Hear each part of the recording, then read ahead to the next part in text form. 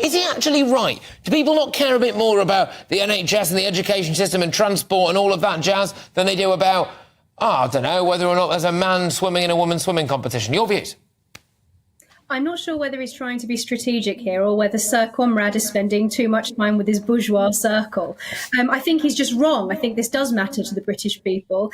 John Hayes absolutely hit the nail on the head when he said that, yes, of course, the NHS, cost of living, those things do matter to people. Those are issues to do with how we live our lives. But the issues surrounding culture, cancellation, those things that Starmer has called woke issues, that was a culture war, we have to add, it was started by the left, and that the Conservatives are just in a defensive posture over this, not just Conservatives, but your average Brit. I think, John Hayes is right that we do care about these things, but ultimately those issues are about who we are as a people. And that does matter to the British people. I think that he has taken a look at these local election results and thinks that the Labour Party are in a good running for the next election. And as John Hayes pointed out, he thinks that if he says that these things don't matter, then it won't matter too much that the Labour Party isn't actually able to be as patriotic as the rest of the country. But I think we all know that he's wrong.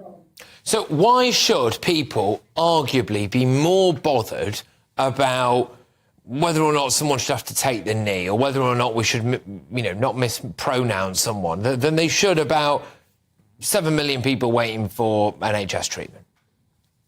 I think it's possible to be worried about both of those things.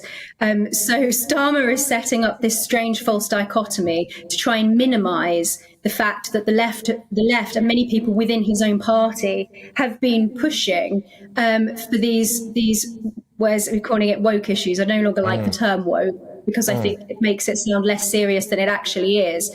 With things like, for example, Keir Starmer not being able to straightforwardly say that women are, don't have a penis. That's one example. I think the Labour Party are not able to be robust on these issues. And so he seems to think it's in his electoral favour if he minimises them. But I don't think you can minimise them, because we can tell the British people do care about these things. They also care about waiting lists, the NHS, cost of living and all of that. You can have both.